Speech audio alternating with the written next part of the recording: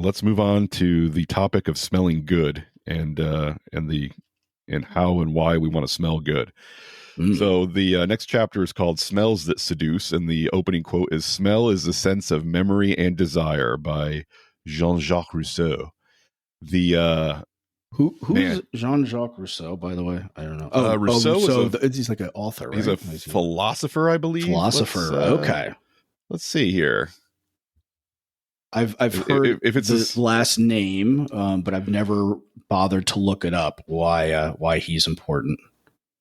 He was a philosopher, writer, and composer from Geneva who influenced the progress of the Age of Enlightenment throughout Europe. There were some very specific political things that he was responsible for that I remember reading through. I actually cited him in a talk I gave at a fraternal society meeting not too long ago. But yeah, he had some very specific thoughts about politics and what democracy and individualism and classic liberalism looked like. No.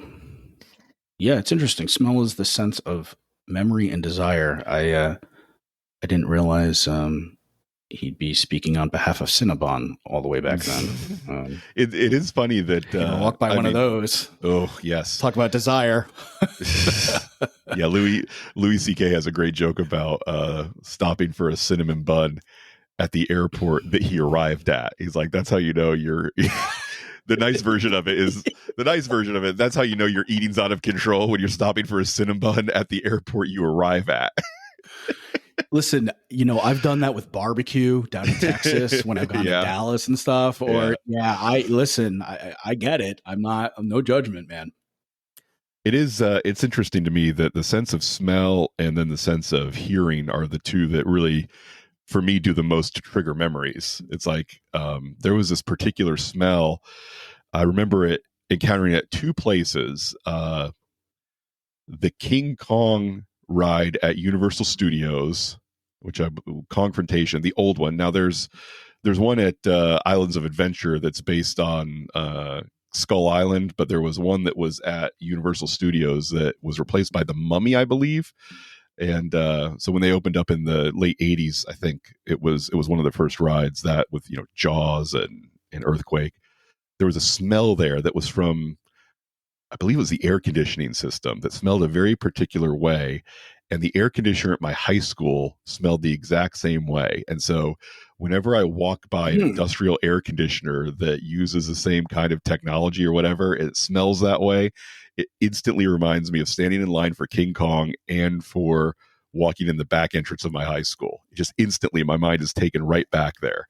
And music can do that too. Like, there are certain songs that you associate with periods of your life, and as soon as you hear it on the radio, you're like, oh yeah, I remember I lived in this apartment or I lived in this place. But we're gonna talk about the smell one right now. So smells can definitely have a profound effect on the people that we are near, and for both good and bad reasons. If you're smelling of not just sweat in and of itself, like recently sweating does not usually turn people off very much, but sweat that has dried on your body is, God, it's the worst. I occasionally walk next to somebody who has that smell, where they've been in, maybe they're not used to being in Florida heat or something like that, and their deodorant is not either present or up for the task, and so they've got that smell of, man, I was sweating really profusely this morning, and now it's about 6 o'clock at night, and I'm not sweating anymore, but boy, do I stink. And that's the negative. And the other thing is when you walk across somebody, in a crowded place and they smell really good, that's as equally a potent experience. So we're going to talk about the way that you smell as a result of specifically wearing cologne or aftershave, and the effect that can have. So the author poses a question of, is there a magic scent that can be used to attract women? And it sounds like the way he answers it is kinda. Um, Mm-hmm. there's a compound called hedione. That's spelled Hedione. Is that how you pronounce it as well, Dan? Hedione? Or is Or it hedione? hedione. I think Hedione? he said he pronounced it hedione, but I mean, how many times are we going to use that outside of this podcast at this point, right? Exactly, yeah. So hedione is a chemical compound that was first used by Christian Dior in Eau Sauvage, that was found to stimulate an area of the brain in women responsible for the release of sex hormones. Hedione is now found in many well-known fragrances like CK1, Invictus, Aqua di Gio, and Voyage de Hermes. The only one of those I've smelled CK1, obviously. That's a fairly popular one. And Mm-hmm. I actually own and use Eau Sauvage by Christian Dior. So let's take a quick break to talk about the colognes or fragrances that you and I like to use. So here's my methodology. I have one fragrance that I like to wear during the day and a separate fragrance that I usually Mm-hmm. like to wear at night, because I find like Eau Sauvage by Christian Dior is a little heavy, especially in the line of work I'm in, where, occasionally I will go on site to my customers and I'll have to, stand next to them to use their keyboard or their mouse. And I don't want to have something very, very heavy on me that, people may like a lot, but it's still, and what I consider to be an evening fragrance is usually something that is kind of spicy and musky, and that is not something, even a good version of that I want somebody like leaning over me to smell like. So I don't use that when I'm going to Yeah. work, or just sort of, even going shopping during the day. During the day I use Lacoste Blanc or Lacoste White. That is Lacoste being the brand with the little alligator on the shirts. They have a white bottle of men's cologne. I use both the deodorant and the cologne, and that's what I wear during the day on most occasions. And then at night, if I'm going out, like when I went out to see Nikki Glazer on Saturday, I used a couple sprays of the Eau Sauvage. Let's talk about application too. The deodorant that I use is a deodorant spray where I give a very brief spray under both of my armpits, and that's all. And then the aftershave cologne, I will spray twice, one on the left side of my neck, one on the right side of my neck. I do not, nor do I recommend, ever spraying a fragrance on top of your clothes. Your fragrances are meant to go on your body and then be covered by clothes. And believe me, people will still smell it. They're not going to not smell it because you put clothes on. The people who, and even I believe I've seen it in commercials where people will spray a body spray or a fragrance on top of your clothing. It's not great for your clothes, and it's also not great for the people who have to stand next to you. So my own opinion, this is not 10 commandments, this is right, this is wrong. This is Charles's opinion, and I've had this opinion affirmed on many occasions by the people that I stand next to. uh, do not put fragrance on your clothes because you think it'll smell more powerfully. The part of the appeal of men's cologne is the way that the fragrance interacts with your own natural scent. Oh, that brings me to another point. When I am wearing a fragrance, I will also use body wash and deodorant that does not have its own fragrance. So I like to use, Mm. generally speaking, I like to use deodorants and body washes that don't have dyes and don't have fragrances anyway. But I find that the weird combination of whatever your body wash is supposed to smell like Christian Dior didn't develop Eau Sauvage based on how nicely he thought it would interact with Irish Spring. That's not that's not what it's for. So my own preference I think it would be is called Eau Sauvage at that point. yeah. Oh, apostrophe. That's a good one, Dan. That might be the funniest thing you've ever said. Good job. I like that. Or Mix So Sauvage. yeah. So yeah, I use a body wash by Dial, which you can get at any Walgreens, pretty much any Publix or grocery store, and it doesn't cost hardly any money. It does a real good job of getting me clean, but it has no fragrances or Yeah. dyes, and so it doesn't clash with any of my daytime or my evening fragrance. So That's just a little clue on my methodology. So if you know me and think I smell good, feel free to try that. If you don't know me and don't know how I smell, but you're worried about how you smell, you can try my method too. So that's where I'm Nice. coming from. What do you do about smelling nice, Dan? I just use the neighbor's hose and I'm good to go. So I like to keep it simple. Yeah. Yeah, no, I so no, those are some good tips because I do make that mistake of spraying. Maybe maybe that was your subtle way of telling me to not spray it on my clothes anymore. So I definitely have a habit of doing that of putting my cologne on my clothes. I love Fahrenheit. I know it's old, but I just love the way it smells. It's a little bit of a spicy type of woodsy type of smell. I've been wearing that, and I do tend to wear that in the evenings when I'm going out for something special. During the day, I have a scented leave-in conditioner that I use. Gibbs has a leave-in conditioner, and it's for hair and also for beard. And so it's not only softens the little bit of whiskers I've got here, but it also smells really good. And I've been told that by my girlfriend and some other people that they definitely like the smell of that. So I tend to also try not to do both. I will do one or the other because they're both fairly strong smelling. Mm. Once in a while, I forget, and that one of that the conditioner has actually a smell to it. So I'm absolutely guilty of that. But you're right; it makes total sense. To the reason why you wear the cologne is because it interacts with the pheromones and the other scents that you have on your natural body.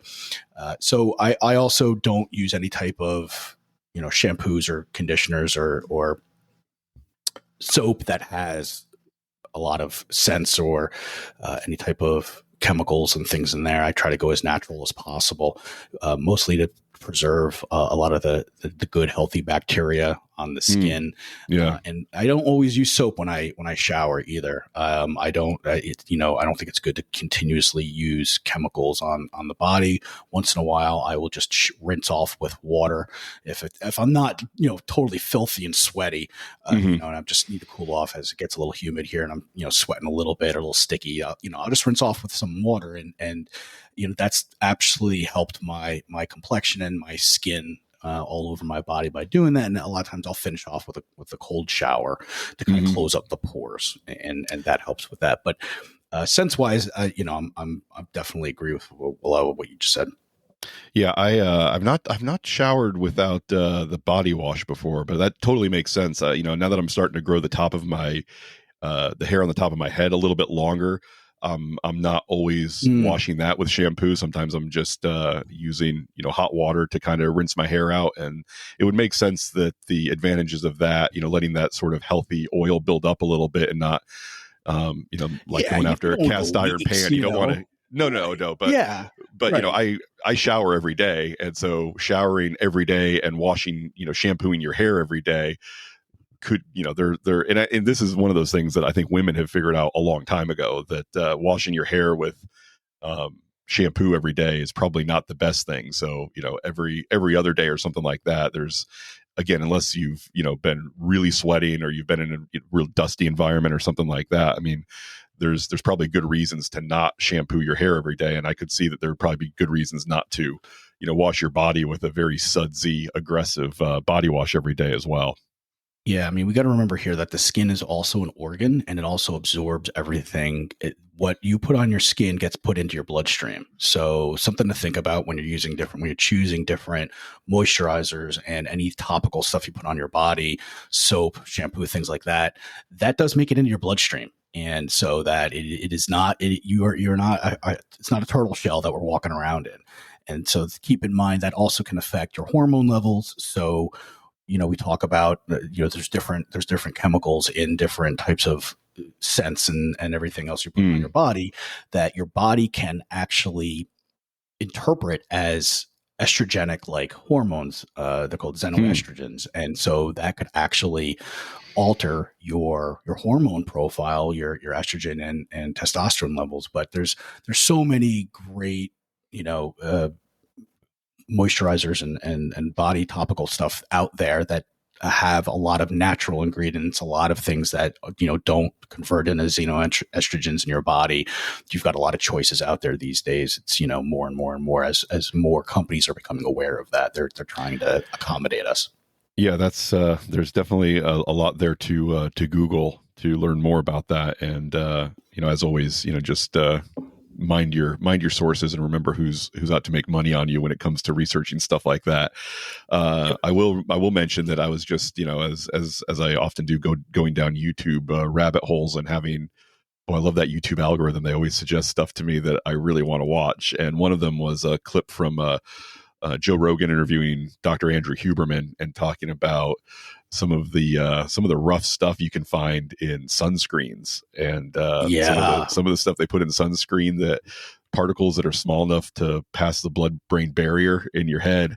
And he was like, listen, sunscreens have there's great advantages to sunscreen, stopping skin cancer and stuff like that. But he's like, you gotta be careful about what people are putting in sunscreens, because I mean, also from an environmental perspective, when my girlfriend and I went to Hawaii, there are just certain kinds of sunscreen that either are illegal there, or there's heavy peer pressure on you to not, like, they pretty much want you to wear only metallic sunscreen there, stuff that Yeah, like zinc like oxide. zinc and titanium, stuff like that, where Yep. it doesn't kill coral because the particles are so small that it can get in there and destroy the reefs. So boy, they are a bear to put on compared to the nice oily Hawaiian tropic stuff. But now a lot of those say that they're reef safe, but I believe Hawaii, since we went, has even gotten rid of a lot of the stuff that are advertised as reef safe, and I think they've gone straight to the metallic stuff now, where that's all that they want you to use, if you're, or even all that they sell maybe. I'm not They sure. I saw an article about it very recently, but I don't remember all the details.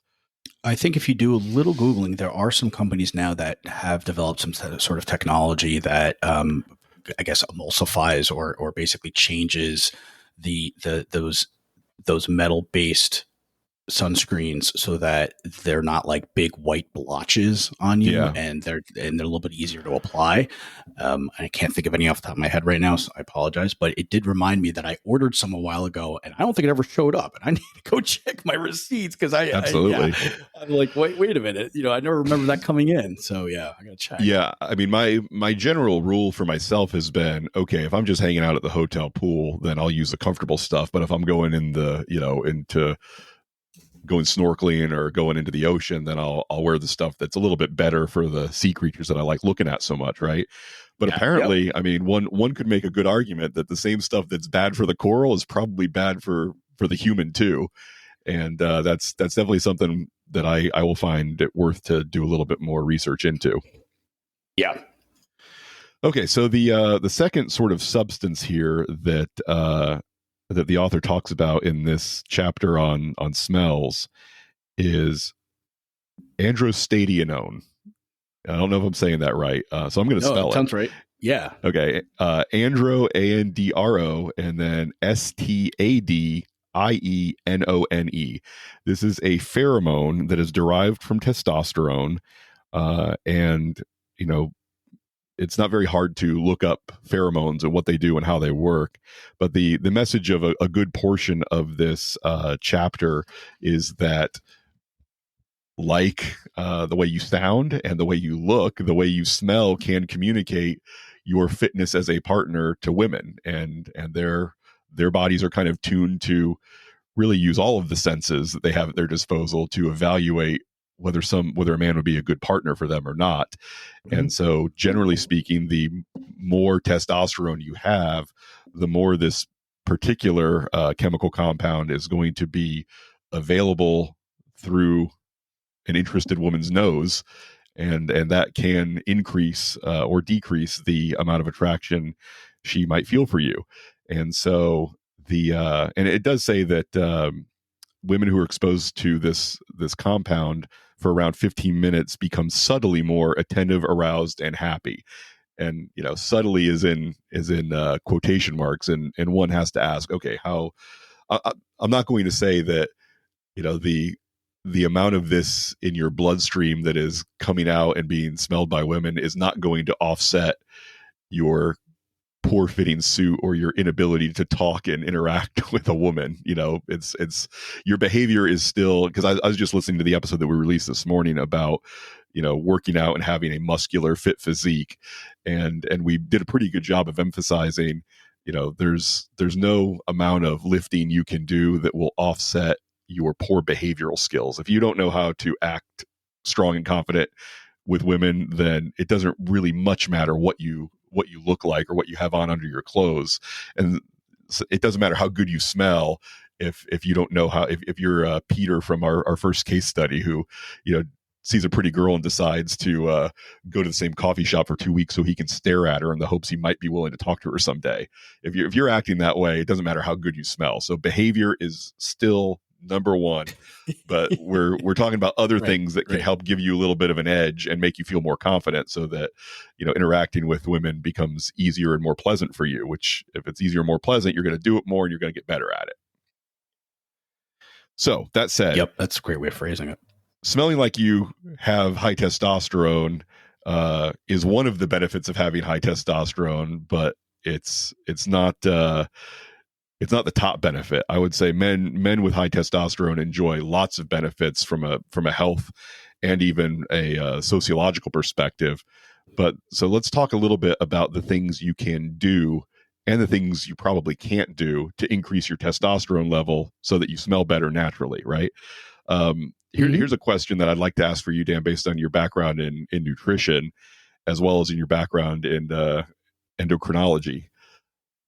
I've been told that there's pretty much nothing you can eat in the form of a supplement that will have a large impact on the amount of testosterone your body produces. And the person who told me that, I believe they were a doctor, and they cited this as a reference. They said, if it was possible to put something like a pill in your mouth that would have a major impact on the hormones that your body releases, we would have gotten rid of injectable insulin a long time ago.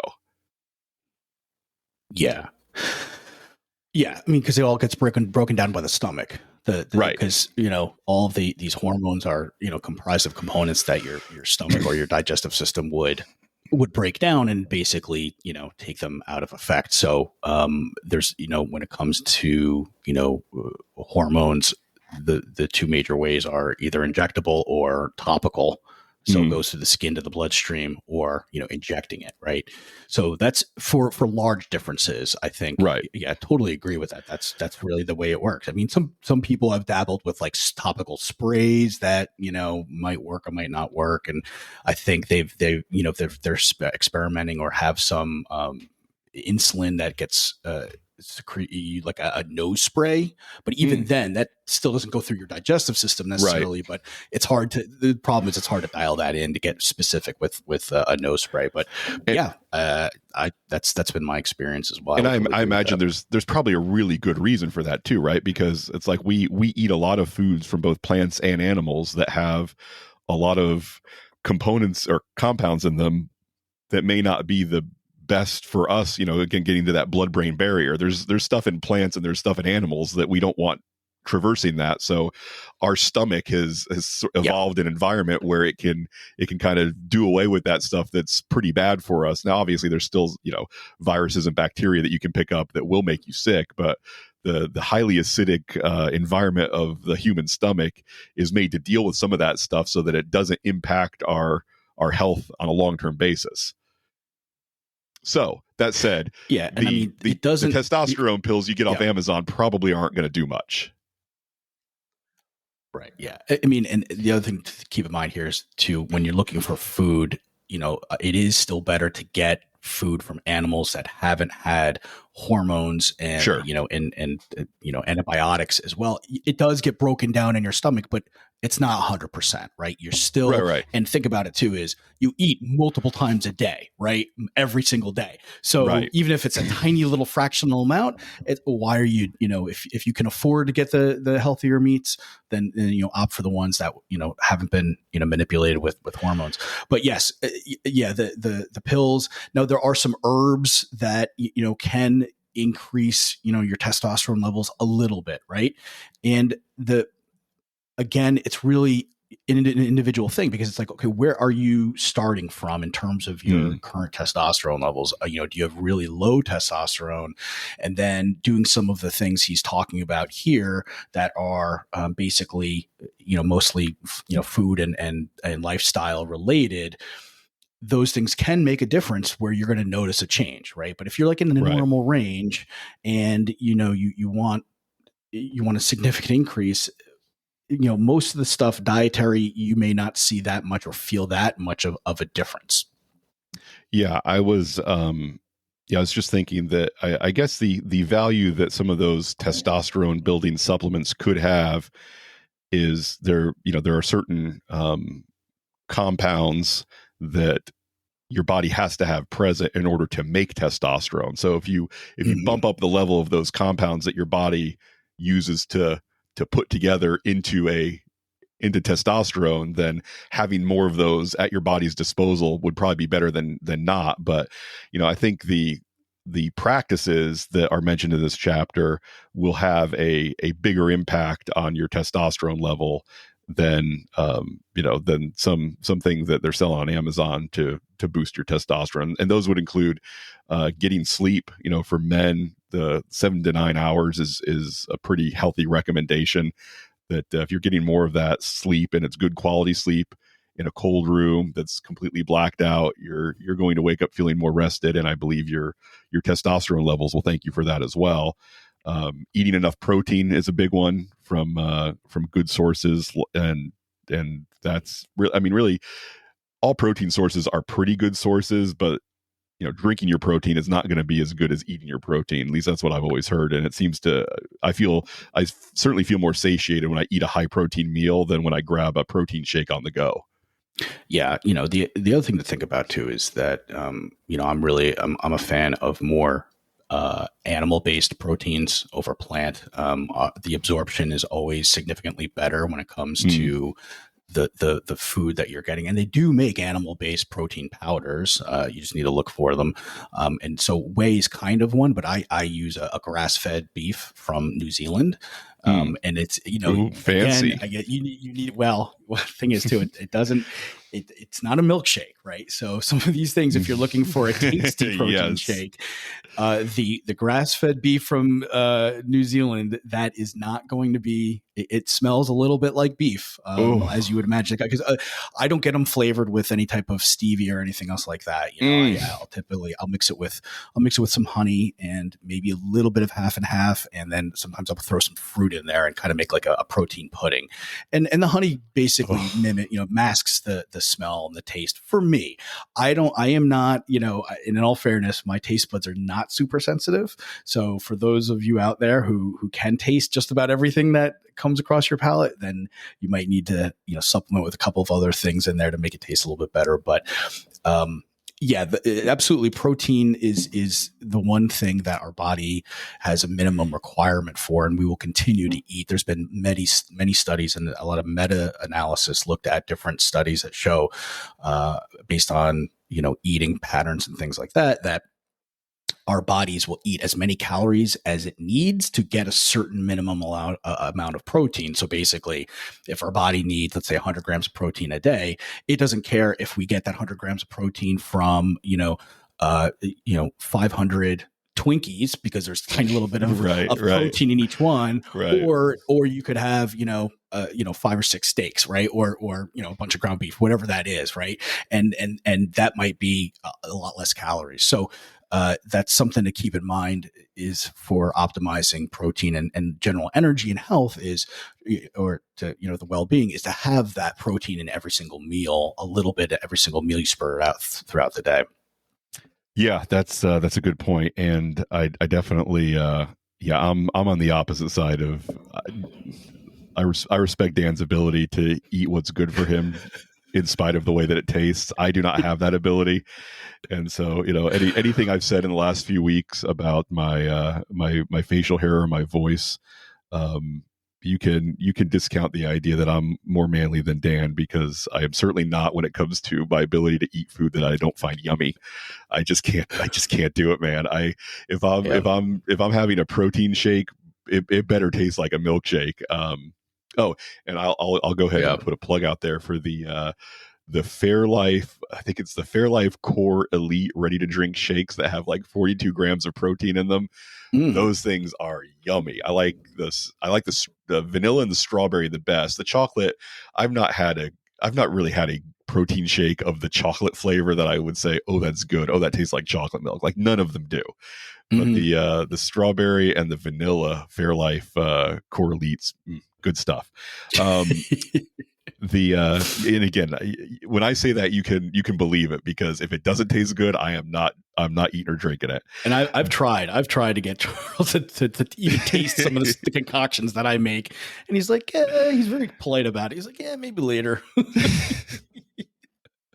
Yeah, maybe Yeah, it I'm in the is. mood for it later. No, later now. Yeah, Later now. I've not. I mean, I did mean that sincerely. What talking about like organ meat or hamburger mixed with organ meat, but Oh, I I love it. mean, it is like the first. You made us really good fillets the other night when we were working at your house, and like with the first bite, I'm like, this is grass fed, right? Yep. Yep. Because It does taste I different. can Yeah. immediately tell. I love the. I know it's not as good for me, but man, the corn fed beef just tastes different, and I don't know if it tastes better or I'm just used to it because that's all I grew up on. But man, yeah, nice corn fed steak, which I know like some of the really good prime steaks that you get, they'll feed the cow grass for its whole life, and then right before they slaughter it, they start feeding it corn so that it has Hmm. that flavor, and that's tasty stuff. I like that. But one thing I did want to talk about is alcohol consumption is mentioned in the book specifically as being estrogenic and Hmm. toxic, which we all know that. I mean, I don't think there's anybody walking around who thinks that alcohol and cigarettes are actually good for you.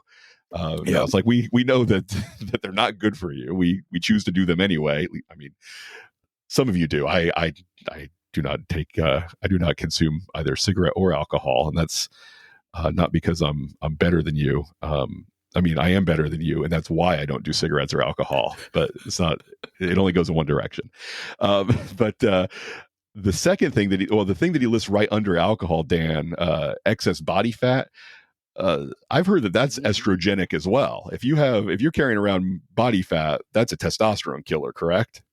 It is. People, and this was relatively new information for me too. In the last few years, I learned that fat is not like a dead like cell. It's a live active cell that actually secretes hormones, and one of the hormones it secretes is I think it is estrogen. And it does, yeah. So the problem is that the alcohol can cause the additional of not just a fatty liver, but you get a fat around your stomach area as well, and that stomach area, the fat that is that's part of your body there can generate quite a bit of estrogen, and that affect the other parts of your body as well. Yeah, that is certainly something to keep in mind. One of the benefits of shedding that body fat and getting down into some of the ranges we talked about, like the sub 20% body fat, will have benefits on your testosterone production as well. And so, a couple other points: intermittent fasting, he suggests, because it can reduce insulin spikes and also release more human growth hormone. Eating healthy fats like nut butters, olive oil, avocados, eggs, and red meat. And then, in addition to sleep, I would say, again, just from my own experience of what I've read in other sources, getting good sleep and working out in the gym, especially working out in the gym in ways that your big muscle groups are stressed to the point where they feel that they need to recover and adapt from that stress, that will up your testosterone. And even I can definitely tell a difference when I'm taking testosterone replacement therapy and in the gym doing my compound lifts. My levels definitely go up, and I can certainly tell that with the way I feel and even the way that my skin reacts when I'm having those higher levels. So get good sleep and hit the gym and work out your big muscles like we discussed in episode number 70 that released today. That's another good way to, or those are two, in my opinion, probably the best ways to quote unquote naturally bump your testosterone levels up. But let's talk about the unnatural ways too. Yep. If you're certainly mid 30s or higher, I would say go get your testosterone levels checked and be open to the idea that you might need to supplement your body's testosterone. There's so many studies that just show that the average testosterone level of males in Western cultures is just taking a nosedive, and whether that's environmental or the level of stress that we're being subjected to or whatever. Nobody has come out and clearly said this is exactly why testosterone levels are falling, but everybody pretty much agrees that they are, and it's not ideal to live a low testosterone life. Yeah, yeah, and if you do go to your doctor, you want to make sure that the doctor tests the free testosterone as well as the overall total testosterone levels, because there's a number of different factors that actually can affect the free testosterone levels and bind up the free testosterone. So even if you have normal range testosterone or high testosterone, if you are if the free testosterone is in a range that's too low, something else is happening to bind up. So you could be producing enough, but there's something else at play there that's not allowing the testosterone to make it where it needs to go. And that's going to affect your overall feeling of health and wellness. And so if you're going to like a primary doctor for this, I mean, it really depends on the doctor, but you want to make sure that they're not just testing your total testosterone, they're testing some other things like the free, and then consider maybe looking for a functional health, a functional medicine doctor, and or go to an age management clinic where they're more familiar with dealing with hormones. And so they might also test things like your estrogen, your estradiol, those things as well, and just make sure it's a healthy balance. So you really want to have quite a few different aspects of your hormone profile looked at before you start any type of replacement therapy or any other type of treatment for your hormones, so that you're not wasting your time or putting yourself in a weird range that's not doing anything for you. Yeah, I remember when I first reached out to the company that or the doctor's office that I went to for TRT. I found them just through like a Google ad because I searched for low testosterone or men's testosterone replacement therapy or whatever, and they basically their deal was for $99 they would send you to they're based down in South Florida, but they were like for $99 they would send me to a local sort of like minute clinic, urgent care place to get my blood drawn, and they gave me a full hormone workup for that $99, and then that also included their recommended prescription. So for at the time, based on the insurance that I had and what my own doctor would charge to do lab work, it was cheaper to me or cheaper for me to just go to this clinic and say, hey, here's my $99, give me my full hormone work. So even if I decided not to move forward with the TRT, it still would have been an inexpensive way to find out, what my levels were, and then deciding how I wanted to go forward from that point. So that's one option you have if you're not sure that your primary care physician is you don't get the vibe that this is something that they're very familiar with and that they're looking to work with you on, because normal testosterone, and I say that normal in quotation marks, there's a huge range that can come up as normal, and we don't really know um, what all the factors in that could go into your test result on that particular day might be. And so like I think the normal range is considered like 200 to 900, which that's a pretty doggone big range, and I was within the normal range, but I was on Yep. the low end of it. And the clinic I went through was like, yeah, you're quote unquote normal, but you're on the very low end of the normal range, so we think you'd be a good candidate for this. And I was like, I agree, and I moved forward with it. So yeah, sometimes just going to one of those third party clinics that specializes in anti-aging or in men's hormone therapy might be a better option than just dealing with your own doctor. Yeah, and really the doctor should be talking to you and trying to understand how you're feeling on a day-to-day basis, and get an Mm-hmm. understanding of your lifestyle and be able to really help you figure out, hey, based on my age and my lifestyle and my health, should I have some more energy? Should I have a little bit of a better body composition, things like that? And so even if you come back somewhere within a normal, quote unquote, normal range, if you're not feeling optimal, I think it is a fairly safe, with TRT levels anyway, not like Right. bodybuilding levels, but Right. Exactly. Yeah. TRT amounts of of testosterone supplementation, I think it, could do wonders for you physically, mentally. And that being said, it doesn't mean you should be ignoring all of the other suggestions that Canwell talks about and that we recommend in terms of your lifestyle to help with your testosterone levels. When we talk about the sleep and the rest and the exercise and the eating a sufficient amount of protein. Also look to increase the healthy fats, and he talks about things like avocados and red meat, eggs, dark chocolate, things like that. Saturated fats are actually very healthy for you, despite what the marketing has been telling us. So you want to stay away from seed oils, like canola oil. Olive is fine, but a lot of the vegetable oils are not, if they're not naturally greasy, like if you can't pick them out of nature, then it's not a healthy oil, right? So avocados, they're a little greasy. Olive, you can squeeze it with your hand, you can get some grease out of that, right? Or it can be a little oily.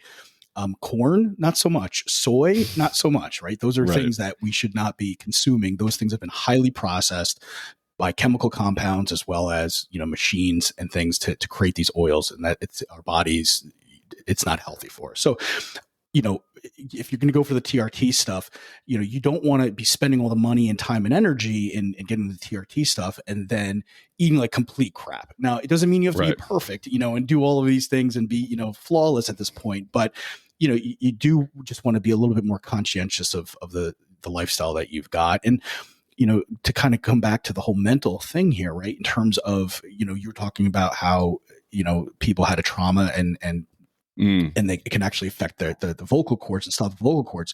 If you were taking some of these actions, even in small little ways, and you are then, thinking, hey, I'm working on my body, I'm working on being healthy, I'm working on improving my testosterone, which I know is going to help my confidence and my attractiveness, that will then, those are then, you're setting the mindset and you're supporting that mindset of being healthy, and you probably can increase, your testosterone and your confidence and your attractiveness, also quite a bit from your mindset. Yeah, and that leads me into there's two final points I want to make for this chapter. The one is that they did that study where women looked at videos of men who had put on some cologne and men who had not put on cologne, and they could kind of tell that the men who were wearing cologne behaved in a way that made them more attractive than the men who were not wearing cologne. And so I'm sure there may be guys out there who work the opposite way, but I think for most of us, if we know we're smelling good, and that when we walk by that good looking gal in the aisle at the grocery store, she's going to think, man, he smells nice, then we're going, our strut will be a little bit different when we're in those scenarios than if we weren't wearing something that made us smell good. So that's one thing I want to mention. The other thing I want to mention is, we want to talk a little bit briefly about how you shop for a nice fragrance. And I typically think that fragrance is one of those things where you generally get what you pay for. So I recommend, not in most cases buying your cologne at Walmart or Walgreens, but going someplace that has a little nicer of a high-end selection, because if you're using cologne, especially a spray cologne, in the quantities that you ought to be, it will last you a very long time, perhaps years. Since I've got one fragrance that I use during the day and one that I use at night, after 1 or 2 years, I just grow tired of it and I move on to something else. And I've never used up the whole bottle. I've gotten rid of it, and there's still been some left. So I either give it to a friend who wants to try something new or something like that. You should not be bathing in the stuff to the level that you're going through it very quickly at all. But I would say, so it's worth spending a little bit of extra money on it and getting really good stuff, because it will last you a long, long time. But if you can't do that, there are a couple of fragrances that you can get fairly inexpensively that I think still smell pretty nice, and I don't have a problem recommending. One of them would be Clubman, Clubman, by a company called Pinaud, Pinaud, and they do sell this at a lot of drugstores. You can also get it on Amazon, and this stuff goes for maybe $6 or $7 a bottle. It is not very expensive, and it smells, it's a very barbershoppy kind of smell. So there is kind of a classic masculine scent to it that's pretty nice. The second one is the blue aqua. It smells like cut hair. What do you mean what do you mean barber shoppy? Like Cut hair or like no the powder that shaving they cream? will I mean, what are we talking about here? a little like shaving cream, yes, a little like shaving cream, and a little Okay. like the Pinard also makes the green talcum powder that they will often put on their brush and then sort of use to get the cut hair off the back of your neck. And so, I know yeah, that bottle. I didn't realize that was them. yeah, Oh, they all make right. a pretty good smelling aftershave too that you can get on Amazon or a lot of drugstores for not very much money. And then the second one that I like is Aquavelva, the original blue Aquavelva, which is a pretty nice smelling aftershave, very clean, I would say. If I had to categorize the two of them, I would say the Aquavelva is more of a daytime fragrance, where the Clubman could be used more of a nighttime fragrance. And the Aquavelva, I looked at it on Amazon today. It's less than $5 a bottle for for a bottle of it on Wow. Amazon. So they're both pretty inexpensive. They both smell clean, not overpowering, not really spicy. I am not a fan of the Axe brand and what they have done to every every gym locker room that I go into. I'm not a big fan of that at all.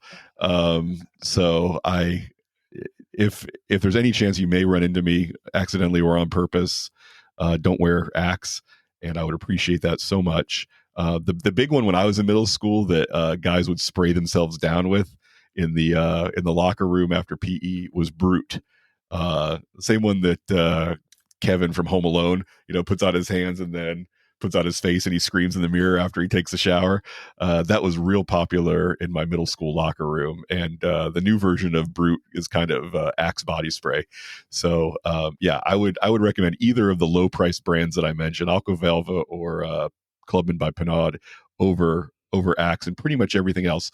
Old Spice is the other one that you can kind of get away with because it does have a very classic and timeless scent, and it's also fairly inexpensive. But some of the stuff that I remember as being sort of inexpensive drugstore cologne as a kid, I looked on Amazon and some of it's selling for like $20-25 a bottle now. Things like Old Spice, English Leather, stuff like that. It's more expensive than I remember it, and I would say spend more money. Now let's talk about how to try some of these on. What I recommend is, again, if you can afford a daytime scent and a nighttime scent, great. If you can't, then I would just go with a daytime scent and just wear that. The thing I would do is I like to shop at Bloomingdale's. We have one locally here in Orlando, and I find that their salespeople are usually really nice and really honest, and about what they like and what they don't like. And so I've just had good experiences there. Um, Working in a Bloomingdale's, stuff's pretty expensive, so they probably make good money. So the best salespeople probably kind of gravitate to an environment like that. And what I say is try smelling lots of different kinds by spraying them onto the little paper swatches that they have. And then when you've narrowed it down to your favorite two, at that point, get the salesperson involved and say, "Hey, I'm down to these two colognes that I really like the way they smell, but I can't decide which one would be the best for me." And then what you do is spray one on your left wrist and one on your right wrist, and don't rub them together. Just spray it on your wrist and let it kind of just seep into your skin for 30 seconds or so, and then you give it a smell and ask them if they wouldn't mind giving it a smell to say how it smells on you, and they will because they're looking to sell you some cologne.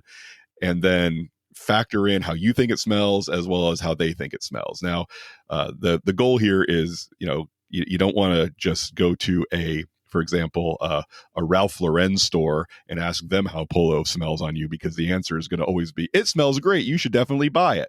But if you go to a place like Bloomingdale's or Neiman Marcus or even Dillard's or Macy's, where they have lots of different brands, they're probably not, they could be slightly incentivized to recommend one over another, but it won't be such a huge incentive that I think they would be willing to lie to you. Again, that's one of the reasons I like going to Bloomingdale's, because they just seem to be straight shooters when it comes to this stuff. So yeah, try lots of stuff by smelling it on the little paper you spray. Then your top two, put on one on each wrist, let it seep in for a little bit, then smell it. And then I would usually recommend, once you even decide, okay, I definitely like the left wrist better than the right wrist, go ahead and do a lap around the mall and see how it smells half hour later, an hour later, because a lot of fragrances will change. If you sweat a little bit or if it's just on your body for a little while, it'll change the way that it smells as the day goes on. So it's probably the best idea to live with the smell for a while, revisit it and see if you still like it, and then and then go back and make sure you find the person who helped you and buy it from them so they make their commission. Have you ever experimented with any of these knockoff imitation clones? Yeah, I have. And while the smell is usually pretty close, I can usually tell a little bit of a difference because they usually go a little too far in making it stronger than the real thing is. I've also noticed that the viscosity of the perfume is a little bit different, or the cologne is a little bit different too.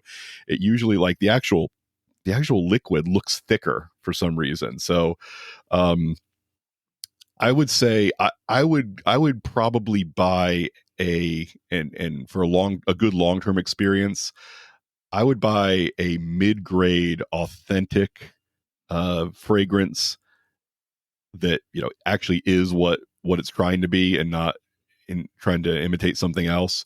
Instead of getting a knockoff of a really expensive fragrance, I would just get the actual version of a more inexpensive fragrance and go with that. Okay. And I mean, it sounds to me that's only a benefit, right? It lasts longer, and I mean, who cares if it's a little thicker? I mean, what do you think? It just doesn't smell exactly the same, or are you concerned about maybe how they make it or what's in it? I mean, uh no, you I would really, just yeah, say, it's difficult to know, but I was just yeah, it curious. it can be it can be a little overpowering. Like, I tried the knockoff Okay. version of Okay. Tobacco Vanille by Tom Ford, and the one you get at Neiman Marcus is pretty strong. I mean, tobacco and vanilla are some pretty strong and somewhat polarizing scents anyway. Hmm. And so, if somebody is trying to push it and make it a little over the top, uh, and you still just use one spray on your neck, or two sprays on your neck, and it still is like really strong, um, it can kind of present as a, like, wow, that guy's wearing a lot of cologne. And you never want the reaction of, wow, that guy's wearing a Interesting. lot of Yeah. cologne. You Yeah. just want that, Yeah. I think probably the best case scenario is when a woman can smell it on you and she's not even sure that she is smelling it on you. It's just like, there's something about that guy, Yeah. and it's being detected by her nose and her brain, and at a subconscious level. That's probably your best case scenario. But Yeah. then again, Definitely I get mean, some some feedback of if your them nose is not quite as sensitive, Yeah. some of the knockoffs are very inexpensive, especially if you buy them online. And if you've got some time and some money and you're Hmm. willing to experiment, then by all means give it a shot and see. You might luck into something better than the ones I've tried. And yeah, but Yeah. I wouldn't spend, certainly if you're looking at a bottle of something and the knockoff is $60 or $70, $60 or $70 can get you something really good at Macy's. And oh, the other thing I want to say is try to avoid, um, like, Dan likes his Fahrenheit and he's been using it for a while, but Fahrenheit is a Dior fragrance, so that's not the same as a lower, like, there are guys walking around still wearing Dracar Noir and Cool Water, just like they did back in the early '90s. I would consider switching up your fragrance at least every 10 years at a minimum, if unless it is like something like, Creed or Dior or one of the really, high end Yeah. colognes, that can be I a mean, lifetime and choice, all, but Cool Water is not. yeah. I listen. if So this, just so you know, I came back to Fahrenheit. I have been wearing it since high school. I've definitely tried a couple of other other scents since then, but I came back to it recently. So But again, I yeah, I mean, just needed there's to throw plenty that out there. plenty of people who've been drinking Dom Perignon for 50 years, and I'm not telling them it's time to move on to a different champagne. I mean, when you're talking about the high end stuff, and Right. Dior is pretty Fahrenheit's not the pretty. Dom Perignon of smells, though. That's true. That's fair. But yeah, Cool Water and I'm not Dracar are spending the that ones. much money on it. Yeah. Cool Right. Water Yeah. and Dracar are Yeah. the ones that I know. Guys, that was their first nice cologne in high school, and generally, if Snoop Dogg sang about it on his first album, you shouldn't be wearing it anymore. I think that's fair to say. I did wear a little Dracar back in high school. I did. I did too. And Yeah, I actually I did when I went back to Fahrenheit, I bought some Dracar too, and I was like, oh, let me see which one I like, and I liked the Fahrenheit better, and I had to throw away, I had to donate the rest of the yeah. Dracar. The Dracar and the Cool Water, speaking of smells that take you back, both of Yeah. those. If I smell those, I was like, oh my gosh, is it 1992 again? It feels Memories. like 1992. Memories. All right, cool. Well, I think we went a little bit longer than we tend to like to go, Dan. But hopefully when all the uhs and ums get edited out, it'll be down to about 45 minutes. So we'll we'll be right in the range after it gets edited The sweet down. spot. So exactly. Anything Sounds else good. to share before we move on? No, I'm good with that. All right, our next episode will be about clothes, and we will probably be on clothes for a few weeks because I have a lot to say about clothes. I will talk to you guys later. All right. Have a good one, man. You too. Bye bye.